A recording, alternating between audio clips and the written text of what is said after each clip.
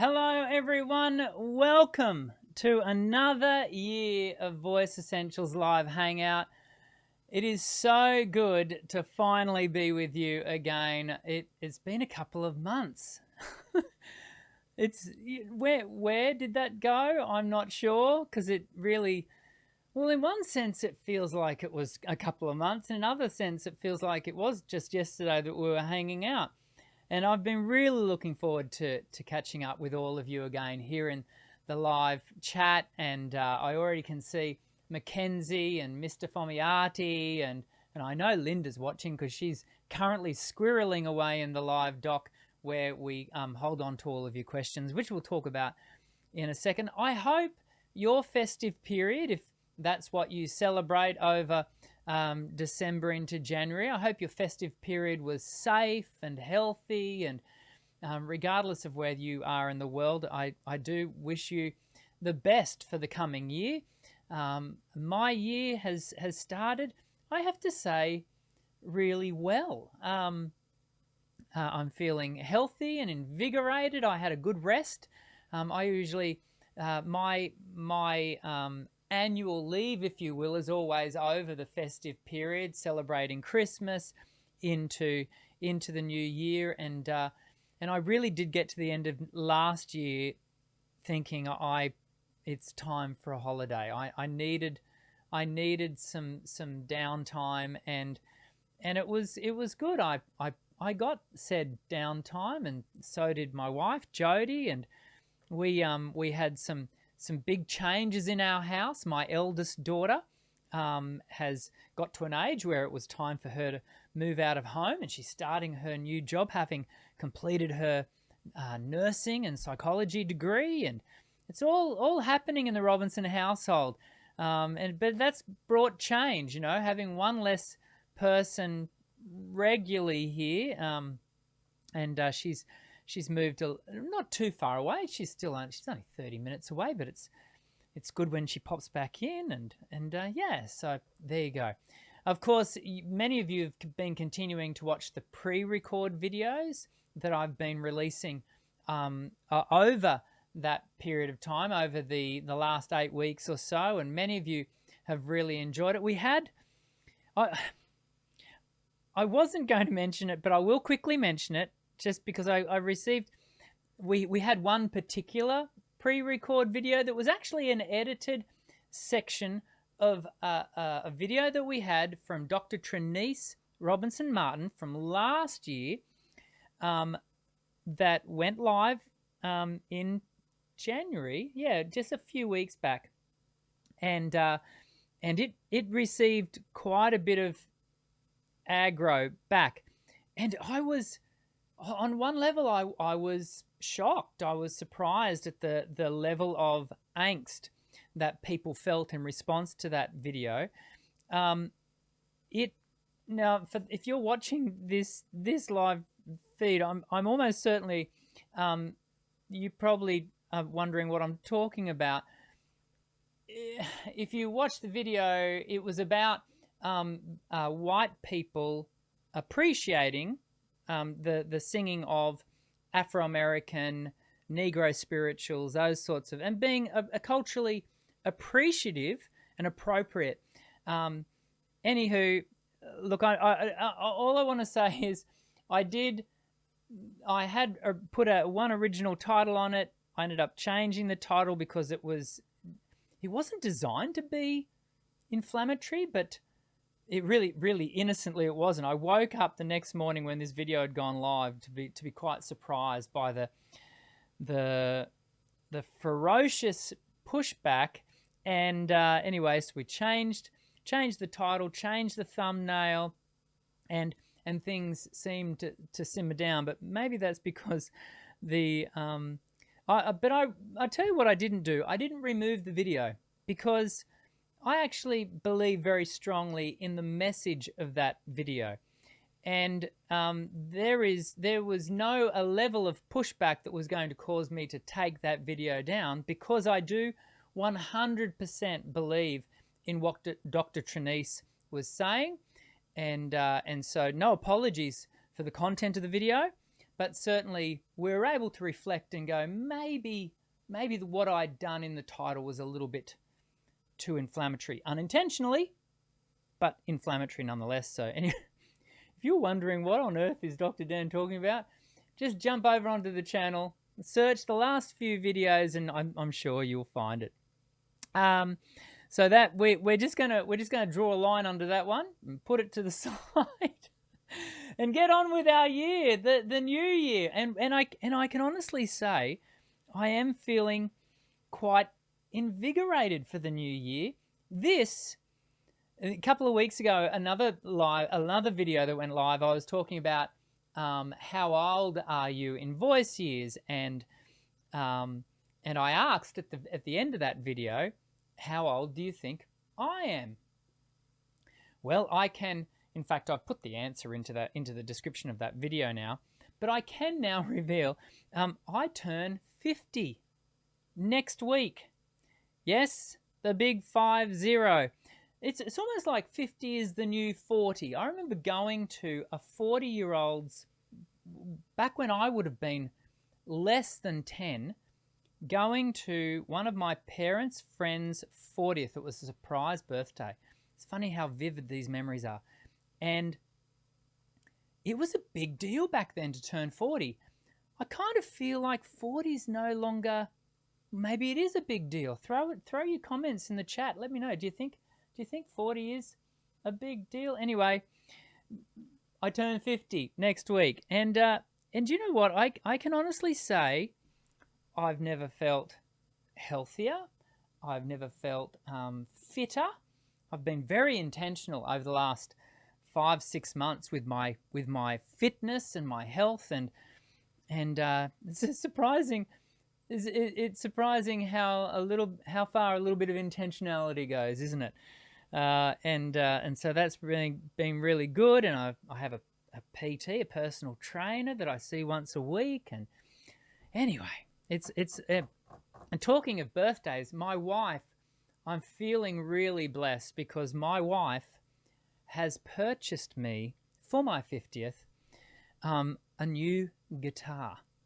And I have had the same guitar that my parents gave me, that I have been very thankful for ever since they gave it to me as a 14-year-old for my 14th birthday. So a long time, 36. Actually, look, this is the guitar here. Let's see if I can you see the guitar over there? So that's my original guitar. That is 36 years old. 36 years old. But it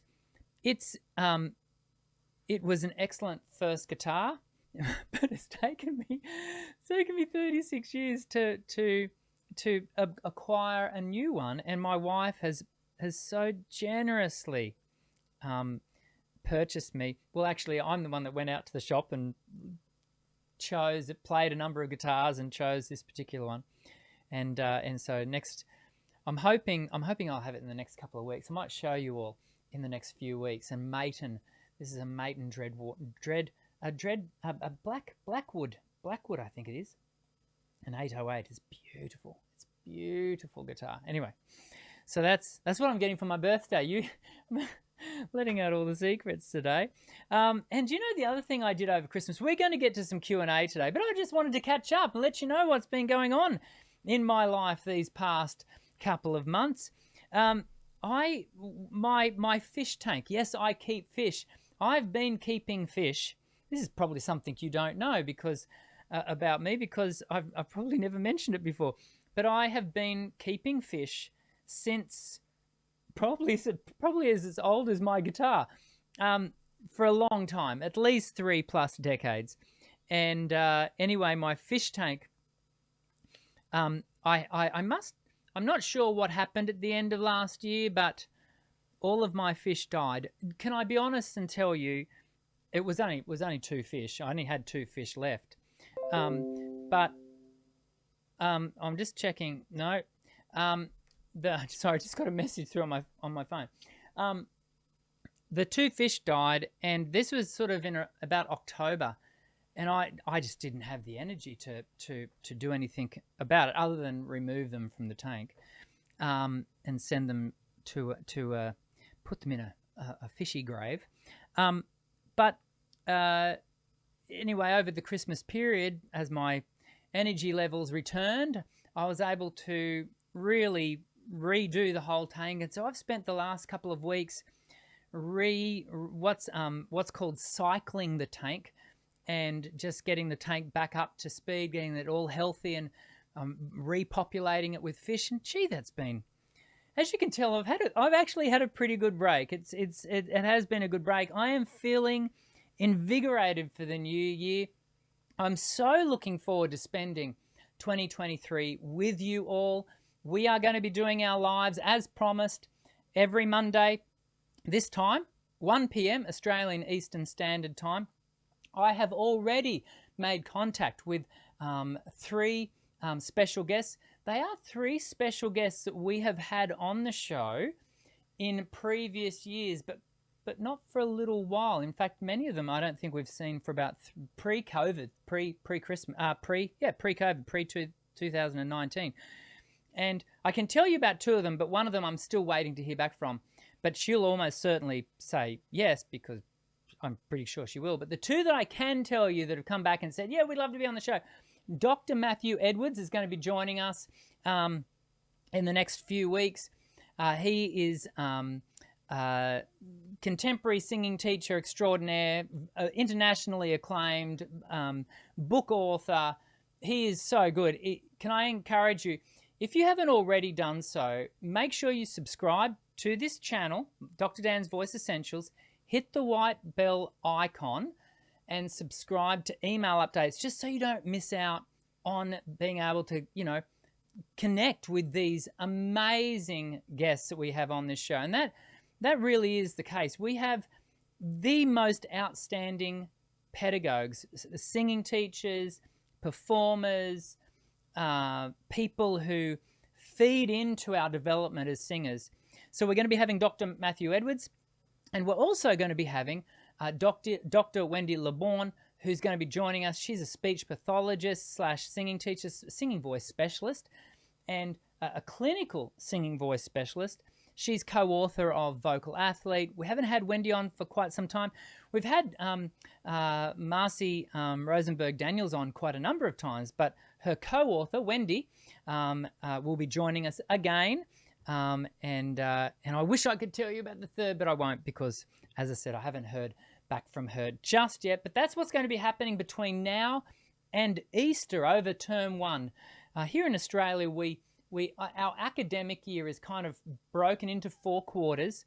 Our first semester, being in the Southern Hemisphere, our first semester, term 1 and term 2, happens starting now through till June, with the quarter being halfway point.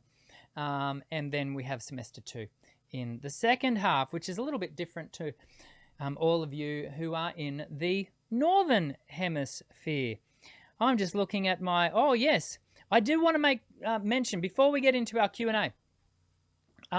Which we'll be doing. We're doing Q&A for the next couple of weeks. Yeah, so I know that there will be a build-up of questions for the last number of who knows how many weeks, 6, 7, 8 weeks. And so I really wanted to work my way through many of your questions, and then we'll get to our special guest in about 3 weeks or so. But I'll be sure to remind you all when our special guest is coming up. But I did want to make special mention to Cathy as a special thank you, Cathy Snider, who is not only a moderator here in the live chat with Linda, but also a moderator over in the Voice Essentials community group page. That's on Facebook. We had what was just absolutely amazing. We had Cathy organized a secret Santa, singing Santa thing, where if you chose to participate, and we had nearly 30 people join in. If you chose to participate, you would be given Cathy pulled your hat out of your name out of a hat and gave you the name of someone else, who then chose you a song. And we had so many people participate, record their song that they'd been given as a Secret Santa and uploaded it to the community. This is what the community is all about. It's a joyous place. It's an encouraging place. If you are not yet a member of the Voice Essentials community Facebook group, you're missing out. This is a place where you are going to be encouraged. You are going to be cheered on. I do. In fact, this morning I was watching and listening to some of the recordings that people have placed up there, and I certainly make comment and give you feedback on occasion. And so this is a place where you can really grow and be nurtured as a singer. In a world where we are so heavily critically, it's so refreshing to be in a place where you just know that people as a whole are for you, and it's a safe space. We heavily moderate it, and so when I say heavily moderate it, we really weed out the trolls. We don't allow any of that sort of behavior, and it's fantastic. So I really encourage you to check it out. Just jump across to Facebook, search Voice Essentials Community, and it will come up, and away you can go. Now also, and I got an email from Cathy this morning about this. Cathy has made the suggestion of doing, I have a video about breath management. And within that video, there is a 28-day challenge around the development of your breathing. And Cathy has made the suggestion, which I think is marvelous, that during the month of March, that we will do the 28-day breath management challenge over the month of March. And so for you to learn more about that, check out the community page in Facebook, because that's where all that information is going to be placed. I'll remind us as we keep going, just so that we all are reminded. But again, another awesome idea from Cathy, and so thank you, Cathy. I think it's fantastic, and I'm looking forward to seeing what sort of results we can all garner from that. I don't think there's anything else I wanted to share with you. Well, there probably is. I feel like there was a lot that happened over the last 6-8 weeks, and yeah, but it's so good to be back. Now, as we get into our Q&A, just for those of you who have not participated in the show before all that much, and maybe this is your first time, if this is your first time watching the show, we are live, as you can see in the live chat. Welcome to Voice Essentials. This is the place where everybody sings. And so when we do our Q&A, and I'm about to do that in a moment, when we do our Q&A, it is an opportunity for you to ask your questions. What you do is you put it into the live chat. You do have to subscribe to put your question into the live chat, and then Linda grabs your question, puts it into a live doc for me, and then I go about answering them. I do that in a chronological order. So first in, best dressed. However, if you place a super chat, that is, you put some monetary value on that question, then we always prioritize that question. And your super chats are gratefully, and I very much appreciate you adding some dollar, and all of those dollars just get fed straight back into conducting the show and running the channel. So that's why we prioritize as a thank you. We want to make sure your question gets answered, and which is cool. Okay, now let's see. I'm coming down here to questions, and I'm having a look.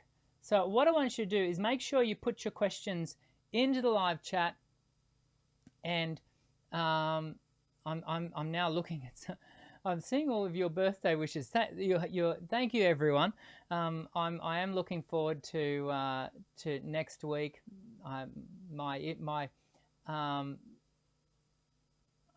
seeing that Paul Mackenzie, you seem to have some tech issues, but I'm pretty sure that the tech is running pretty well. Okay, so we're going to dive straight in. Of course, as you know, we will get into the Q&A straight after this.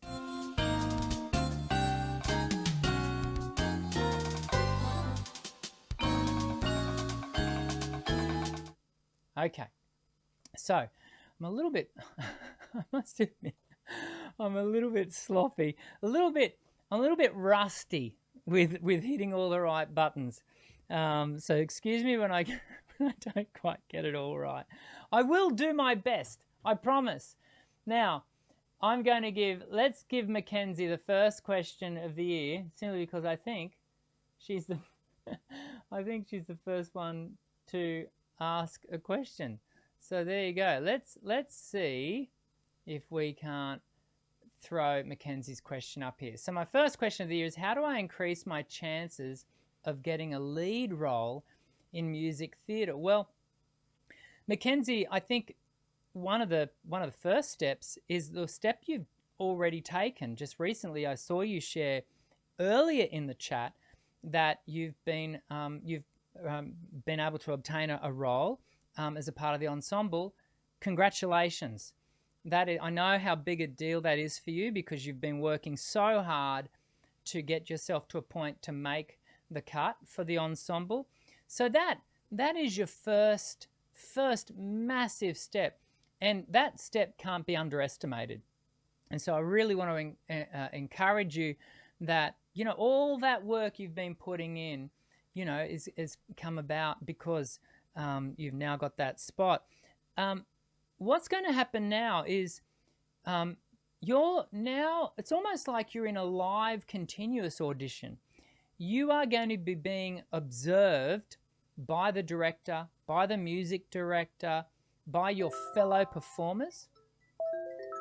And so I'm just getting rid of that phone call.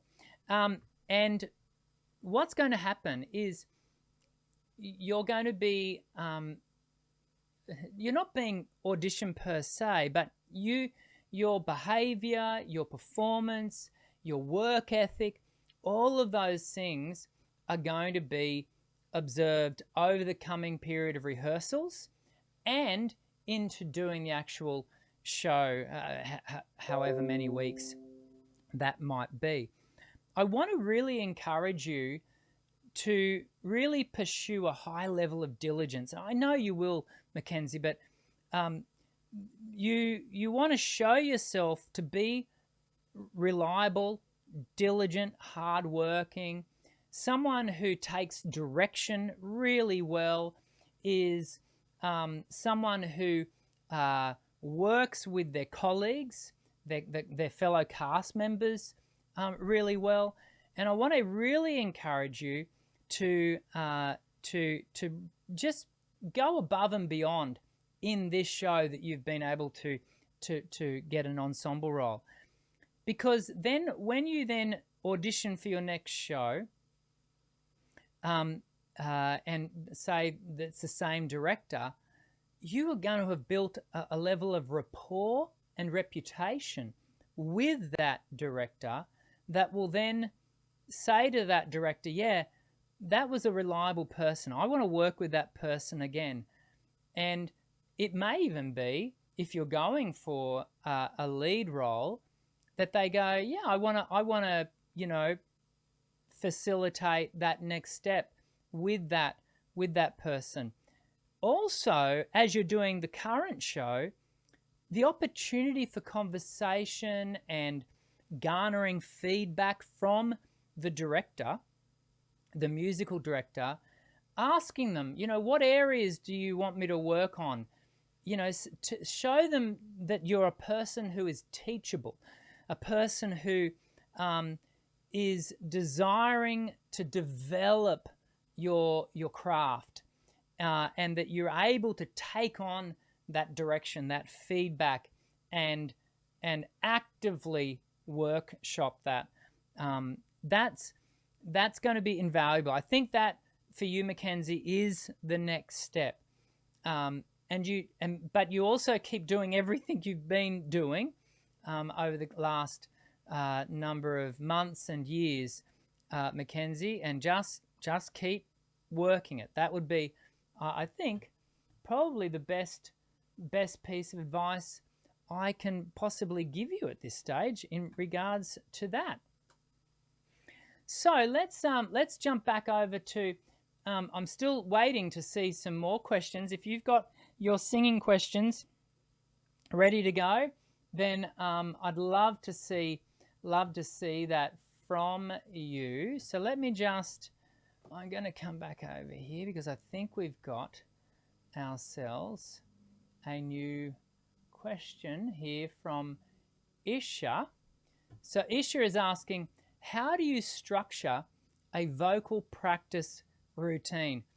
Firstly, Isha, great question, and really important question, because a loose practice just doesn't give you bang for buck.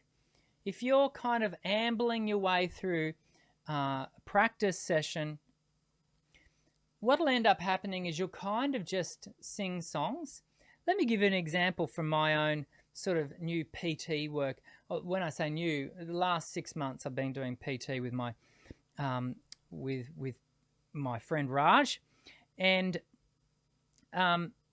when I would go to the gym, I did a lot of cardio, and cardio is great for singers when you're not being directed by someone who knows what they're doing around strength-based activities.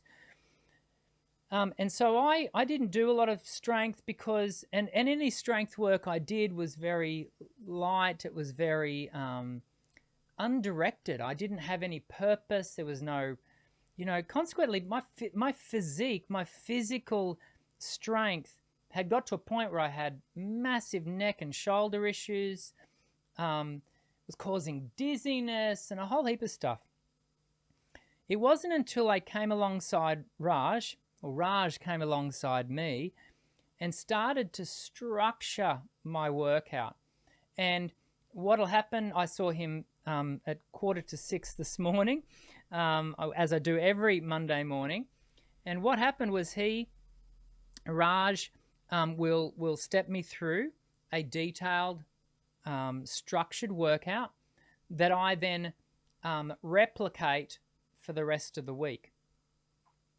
And so what we do around and the benefits of that, I should say, the benefits, can I tell you, over time, no silver bullet. It wasn't a magic wand that just happened, after a couple of sessions. No, I've been able to observe this over 6 months. So none of this happens quickly. Your expectations have to be measured. They have to be managed. And what I have noticed is just slowly but surely, my neck issue I suddenly realized, oh, I'm not getting dizzy when I stand up anymore, and or I roll over in bed, or like all of those things just slowly but surely started to abate. And I can't tell you how good that is, but it has only come about because of the structured workout. So directing that back to your practice routine, the way to structure a vocal practice is to think about, just like with the personal workout. So am I doing cardio or am I doing strength-based? That's not to say you can't do both, a combination of both. But often for me, I'm either doing one, I'm sort of focused on one or the other. And so you might decide, okay, am I doing technical workout today? Am I focusing on my vocal technique? And so am I doing technical exercises that I find in Voice Essentials 1, 2, and 3 from the Dr. Dan's Voice Essentials program? Or am I doing songs, which is a bit more cardio? Am I learning new material, new repertoire? And I've got students who are, getting ready for new shows or whatever, and they're really focused on their repertoire. Sometimes your practice might include both. What every practice is going to include is, so before every workout that I do a warm-up, a stretch, and that's particularly important when I'm doing the strength-based work, but it's also important for the cardio.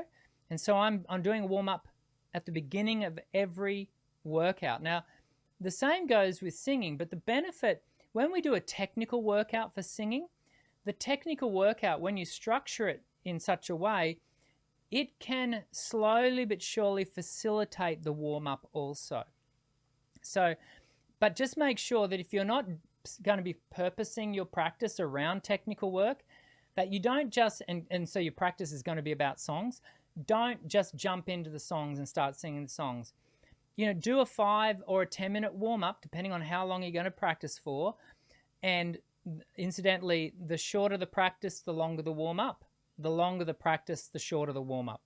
So a 5 or 10-minute warm-up, which you can view as a part of the channel, and do the warm-up and then get into the workout. As to what the content thereafter, that's going to be driven by you. So if it's songs, obviously you might be learning new songs, you might be covering old songs, you might be learning lyrics, you might be learning melody. If it's technique, there might be a specific area of your technique that you're going to be workshopping. So for example, during the month of March, Cathy's going to be running a 28-day breath management challenge. So it might be that for the month of March that we all really focus on our breath. Equally, it might be pitch accuracy that you're specifically working on. And so it might be vocal agility, it might be tension management, body alignment. There are so many different things. I have a whole video on this on the channel, and you can jump over to the video, the channel, search the videos, and go looking for how to prepare a practice. There's over 600 videos on the channel now, so excuse me for not remembering the right name because there's just so many, but there is a whole video on there, and there's actually a downloadable sheet that is a link in the description section of said video, how to structure a vocal practice or something, and it kind of almost has some preset structures there for you, so I think you'll find that helpful-ish. Lisa's asking, can you explain the difference between driving your voice and abdominal support? So that's a great question, Lisa. And for those who may not sort of know where Lisa's coming from with this, it's really a breath management question at the core of it. When we drive our voice, and let's be careful here because this is semantics, right? This is I'm going to tell you how I would talk about it. So typically when I talk about driving the voice, I'm denoting, I'm kind of coloring that with a negative thing. Negative, maybe not the right word, but it's when we drive the voice, we are really pushing. We're really exerting the voice. And so we're putting it under extra pressure. Yeah, so there's this increased pressure that causes the vocal folds to press. And so it has this heaviness, this drive to it. I always think of it as hitting the accelerator in the car and like really loading the engine with a flood of fuel, the air in this case, but then the engine has to work harder to consume that fuel. And so driving the voice is typically due to too much air pressure. And certainly, that can lead to inconsistent flow rates. When I think of abdominal support, and again, Lisa, I rarely use the term support because for me it denotes this sense, it has this I'm using the word denotes a lot today. I have no idea why. Excuse me for the overuse of my word denote. My word. It's not my word. It's the English dictionary. And okay, when we use the word, when I use the word support, again, that kind of has a negative connotation to me because I kind of feel like I'm kind of bracing and supporting. That might not be what you think of, but that's what I think of. And so abdominal activation, which is what you're saying by support, has this sense in which the muscular is activated, hopefully in a really balanced manner, in a manner that is not overt in its gripping, but allows you to manage the pressure sitting up underneath the larynx and causing a really even flow through the vocal folds, through the larynx, to not cause the voice to be driven. And so that's the difference that I work towards. Again, Lisa, that video that we're going to be using for the breath management week that we're going to be, month that we're going to be doing in March, that video, the breath management video, which you can get checked out now on the channel, that goes in, explains quite a bit about that. So hopefully that is helpful to you. We're only going to do 2 more questions, 2 more. So if you absolutely must have your question answered today, a super chat's going to be required because we already have 2 questions sitting there. So here we go. Sharon is asking, I have more power and control when I don't sing on a mic, but of course it's necessary in large venues. Absolutely. Where is the happy medium? Work closer with the sound tech. The happy medium all comes back to the balance that you have through your fold back.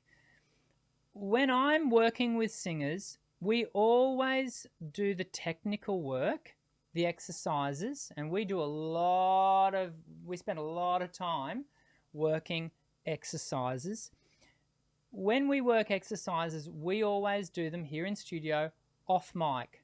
We're doing them acoustically because I want you to be able to work with the acoustic sound that the room is giving you, but that you're also experiencing through bone conduction and through the eustachian tube and those sorts of things, and through your own ears, and being able to really connect with that the kinesthetic awareness of the voice. Then when we come to working on songs, we'll almost always do that on mic because that's what we're going to be generally doing in performance as contemporary singers. We're always on a mic. But can I tell you how it is so important that, and I know this is not always possible, but it should be our aim to always have a fold back, a source of fold back. So that might be a floor monitor or an in-ear monitoring system, so that you can workshop the voice coming back at you, that you're getting a sense of, and you know what, putting just some slight reverb on it, some slight vocal verb, it might come with a little bit of, just the tiniest little bit of delay, just to fill out the voice so that you're not working so hard. When I was young singer, I thought I was really cool because I used to say, no, don't wet the folds, don't put any verb in it. I just want a dry signal so I can hear. Oh, dearie me, was I making myself work way too hard in a completely unnecessary way, all because I was ignorantly arrogant. And I now know better. I always put some verb in the fold just so that it helps me. I'm not working as hard. And that way you're going to get that sense. And so talking to your sound tech, Sharon, it's important to get that balance right and really communicate clearly with manners that the levels that you are seeking through your fold back wedge. or in your in-ears. Getting a good level in ears is a lot harder than it is to get the right level through a fold-back wedge, a floor monitor, but certainly both of them are super important. And yeah, so Sharon, I hope that answers your question, which brings us, one more question, brings us to Sean's question.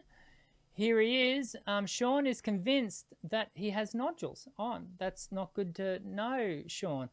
My voice gets hoarse very quickly. I've reduced range, stamina, and my voice sounds duller and thicker. Do you have any recommendations for steps that I can take to recover?